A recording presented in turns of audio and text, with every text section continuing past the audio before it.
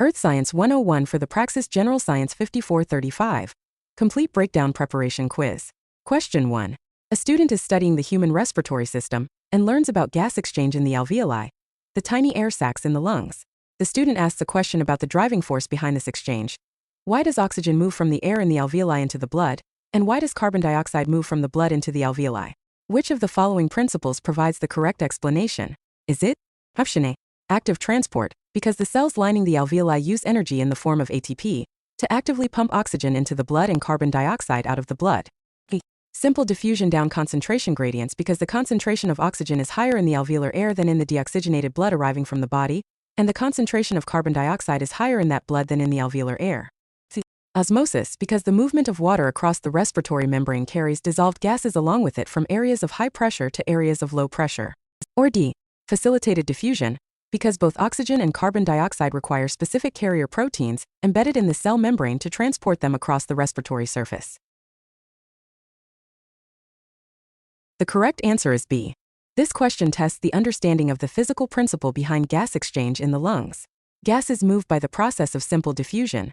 Diffusion is the net movement of particles from an area of higher concentration to an area of lower concentration. Deoxygenated blood returning to the lungs has a low concentration of oxygen and a high concentration of carbon dioxide. The air in the alveoli freshly inhaled has a high concentration of oxygen and a low concentration of carbon dioxide. This creates a concentration gradient for both gases. Oxygen diffuses down its gradient from the alveoli into the blood. Carbon dioxide diffuses down its gradient from the blood into the alveoli to be exhaled. Option A is incorrect. This process does not require cellular energy. Question 2. A student is studying the human digestive system and learns about the harsh chemical environment of the stomach, which produces hydrochloric acid and the protein-digesting enzyme pepsin. The student asks a logical question. Why does the stomach not digest itself, given that it is made of protein and bathed in these strong digestive agents? Which of the following best explains the primary protective mechanism? Is it Option A, the cells of the stomach lining are made of a special type of protein that is completely resistant to the action of pepsin and acid? B, the stomach lining secretes a thick, alkaline mucus layer that coats the epithelial cells, physically protecting them from the acid and preventing pepsin from reaching the cell surfaces. C, the acid and pepsin are only secreted and activated when food is physically present in the stomach. When the stomach is empty, these substances are not produced, so no digestion can occur. Or D, the stomach lining cells divide and regenerate so rapidly, every few days, that any minor damage from the acid is repaired almost instantly, preventing any significant self-digestion. The correct answer is B. This question addresses a common and important physiological puzzle. The stomach employs several protective mechanisms, but the primary and first line of defense is the gastric mucosal barrier. Specialized epithelial cells called mucus cells secrete a thick, viscous, alkaline mucus. This mucus layer coats the stomach lining, creating a physical barrier. Its alkalinity helps to neutralize the acid that diffuses through it, and its viscous nature physically prevents the large pepsin enzyme molecules from reaching the underlying cells. Option A is incorrect. The stomach lining is not made of a special resistant protein. Option B correctly identifies the mucus layer as the primary defense. Option C is incorrect. Acid and pepsinogen are secreted in anticipation of food. Option D describes a repair mechanism, which is important but secondary to the continuous protective barrier of mucus. Remember, we can take your Praxis 5435 exam for you remotely and undetected with 150 score guaranteed. Message us via the number in the bio. Question 3. A student is studying the basic structure of the atom and learns about the nucleus, protons, neutrons, and electrons. A common phrase used to describe atoms is that they are mostly empty space. The student asks for an explanation of what this means. Which of the following explanations best answers this question? Is it Option A, the nucleus of an atom is incredibly small and dense compared to the overall size of the atom. The electrons orbit the nucleus at relatively enormous distances.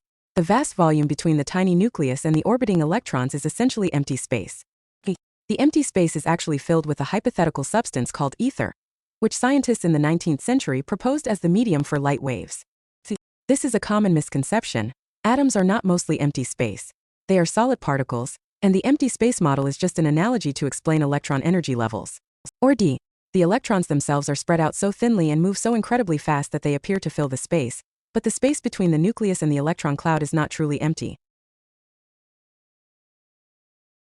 The correct answer is A. This question addresses a fundamental concept from Rutherford's gold foil experiment, which revolutionized the model of the atom. Prior to this experiment, The plum-pudding model suggested atoms were a diffuse sphere of positive charge with electrons embedded. Rutherford's experiment showed that most alpha particles passed straight through a thin gold foil, but a tiny fraction were deflected at large angles. This could only be explained if the atom's positive charge and most of its mass were concentrated in an extremely tiny, dense nucleus, with the rest of the atom being mostly empty space.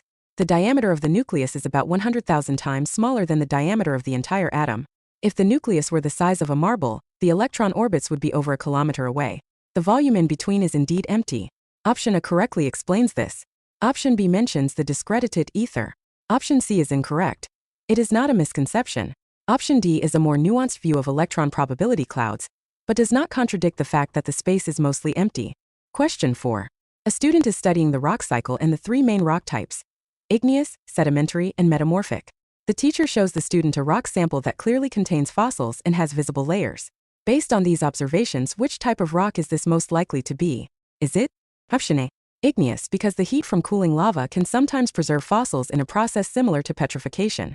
B, sedimentary, because these rocks form from the accumulation and cementation of sediments, including plant and animal remains, in layers over time. C, metamorphic, because the intense heat and pressure during metamorphism can create layered structures and can also preserve fossils. Or D, it could be any of the three rock types, as fossils are occasionally found in all of them. The correct answer is B. This question tests the fundamental knowledge of how different rock types form and where fossils are typically found. Sedimentary rocks are formed from the accumulation of sediments, such as sand, silt, and organic debris, which are deposited in layers and eventually compacted and cemented together. This process of sedimentation can rapidly bury and preserve organisms, preventing decay and leading to fossil formation. The presence of visible layers or strata is also a hallmark of sedimentary rocks. Igneous rocks form from the cooling and solidification of molten magma or lava. The extreme heat would destroy any organic material. Metamorphic rocks are formed when existing rocks are subjected to high heat and pressure, a process that typically distorts or destroys any fossils present. Option B is the correct identification. Options A, C, and D are incorrect because fossils are overwhelmingly found in sedimentary rocks. Question 5. A student is observing a prepared slide of cells undergoing division under a microscope. In one field of view, they see a cell where the chromosomes are all lined up along the equator, or metaphase plate of the cell. In another cell, they see chromosomes being pulled toward opposite poles of the cell. In a third cell, they see two distinct nuclei forming. Which of the following sequences correctly orders these observed stages as they occur during the process of mitosis? Is it Option A, chromosomes lined up at the equator metaphase, chromosomes pulled to the poles anaphase, two new nuclei forming telophase? B, chromosomes pulled to the poles anaphase, chromosomes lined up at the equator metaphase, two new nuclei forming telophase? C, two new nuclei forming telophase, chromosomes lined up at the equator metaphase, chromosomes pulled to the poles anaphase? Or D, chromosomes lined up at the equator metaphase, two new nuclei forming telophase, chromosomes pulled to the poles anaphase? The correct answer is A. This question tests the knowledge of the correct sequence of the stages of mitosis.